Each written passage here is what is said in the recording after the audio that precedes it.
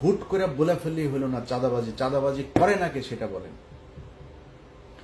এখন যে সরকারটা চলছে এই সরকারের ভেতরে নাই চাঁদাবাজি, নাই মানে করছে না, হচ্ছে না, হচ্ছে তো।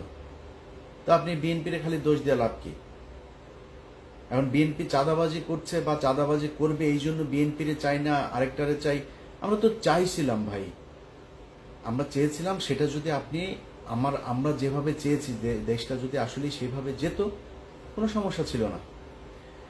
দেদারসে আপনার টাকা পাচার হচ্ছে, মানে কোনো এই দেশটার এখন কোনো মা বাপ নাই, যে যেই জায়গায় মানে মানে ইচ্ছা মতো খাচ্ছে আর কি। তো এটা যদি চলতে থাকে তার চেয়ে তো একটা স্টেবল একটা সরকার আসা উচিত যে দায় নেবে। আপনার এখানে দায়টা নেবে কে? সব দায় এসে পড়বে হচ্ছে স্টুডেন্টদের ঘাড়ে। সব তো আপনি এই যে আইজিপি নিজেও তো ইউএস এর সিটিজেন, উপদেষ্টা প্রায় সবগুলোই বিভিন্ন দেশের সিটিজেন, বাংলাদেশের পাসপোর্ট হোল্ডারও না।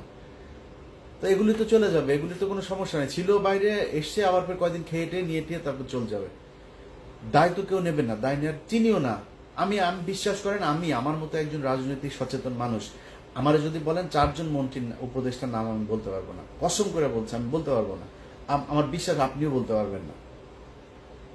তো এদেরকে আমরা চিনি না, এরা কোনো খবর নাই, খোঁজ নাই, কোনো কিছু নাই।